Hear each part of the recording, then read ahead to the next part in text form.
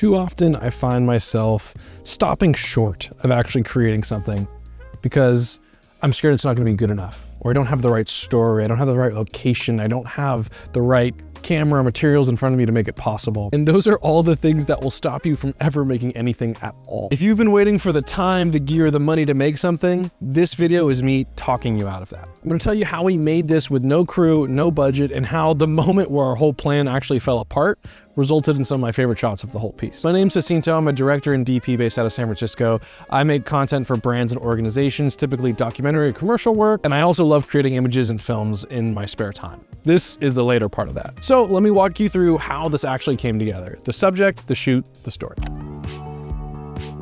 For me, the first thing was I just kind of opened myself up to what opportunities presented themselves to me. It's one thing to think, oh, I want to make a film about this or that. It's another thing to actually look at what's in your vicinity that is accessible to make a film about. One of my really good buddies, Reese, he purchased an Alfa Romeo Spider. It's a beautiful piece of antique machinery and craftsmanship and design all in one incredible little unit. Reese is a filmmaker and photographer in his own right, and we've worked on stuff together before, so it was an easy layup to kind of get this ball rolling. So he just isolated a set of basically a day on one weekend and a half day 2 weeks later that we could shoot all this and spec everything out to fit into those days. I think you or anyone can look into their community, into their friends, into their family, and find someone with an interesting story to tell. Whether it's a hobby or some sport or art, whatever it is, there's stories to tell if you use the right eye to look. But having a cool car and someone to drive it doesn't actually get you a film. You have to be super strategic in the planning process to make that possible. I scheduled our day around the sun and where it would be to make it work for us. The first thing we did is we went into the shop where Reese works. I knew the direction of the doors, I knew the sunlight. It wasn't gonna be too bright between the inside and the outside, so we could have the big bay doors rolled up and get great depth shots in between the spaces. I wanted to get images of Reese working on the car, really gritty and intimate, showing that he knows this vehicle, he works on it, and there's kind of a shared experience of working on this car. And it was important that I had booked out enough time to play in this space, find creative angles and shots, and not be regimented to a super strict timeline, so that I was able to explore what was there to offer. Then at noon, when the sun is just nuclear beaming down from above, we went up into the hills above Santa Cruz where there's some incredible windy roads and deep trees that cast really heavy shadows, which is really helpful for avoiding that sunlight. And the point here is to plan your day so you can get the shots that you want from the start and leave organized periods of time to freestyle and be creative. At least for me on something like this, I don't want to plan every minute minute of the piece. Knock out certain shots I see in my mind and then set up room for me to explore and invite that kind of spontaneous creativity that you can only have in the moment. Basically coming along current turns and seeing, okay, I think I could line up this telephoto shot here and get you coming around that turn right when the sun glares are hitting. Tons of fun. Actually had Reese bring a couple different pairs of clothes, and so that compared to the location shifts gave the piece kind of a larger breadth of time rather than just clearly two dudes shooting on one day. We ended the first day down on the cliffs. It was just gorgeous sunset shots, and that timing was perfect to come out of the trees and emerge into the golden hour light. So that was day one, and it went kind of perfectly to plan. It was our second day where it was pouring rain and we had to completely repivot what we were doing. Before we get into that, I'm going to tell you a little bit about the equipment that I used on this film. I don't want to dwell too much on it because at the end of the day, your equipment really doesn't matter all that much. It's what you shoot that matters and how you shoot it. I was shooting on the red Komodo 6K, which is a fantastic camera, and frankly, it's very cheap these days. My buddy picked one up today, I'm not even kidding, with two 512 gigabyte cards for 1,800 bucks. And for lenses, we're using my vintage Canon FD lenses, which were super fun for this project. They kind of match that vintage vibe of the whole piece, really grimy, gritty flares and kind of crusty around the edges. And they're also a really fantastically small camera packet.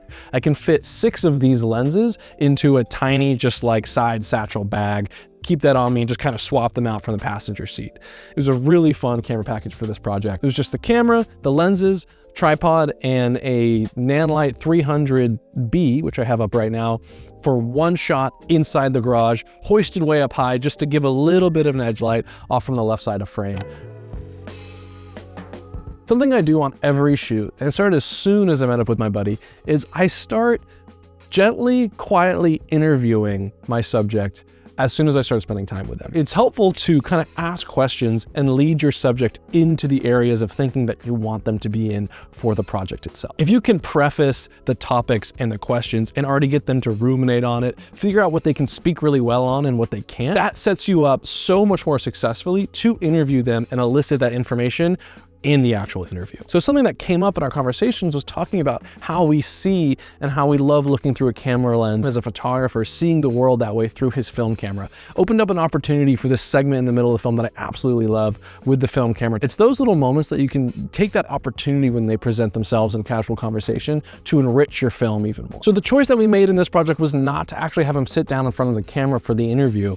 It was to just do voiceover, which gave us a lot more flexibility in terms of the piece and also how the piece was edited. It's a really easy and cost-effective way to make something that can still be really cool. You don't have to worry about setting up some big flashy interview that's going to anchor the piece.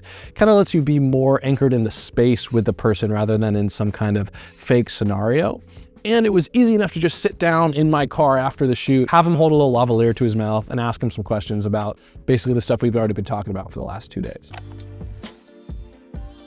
So then in post-production, I have this footage of this interview, and what I do with all my projects now is I put them into Threadline. Threadline is a software that analyzes your footage, transcribes it, and analyzes it for intonation, and then helps you start designing the video that you want to make out of it. It's really great for professional corporate work, YouTube videos, docs like this.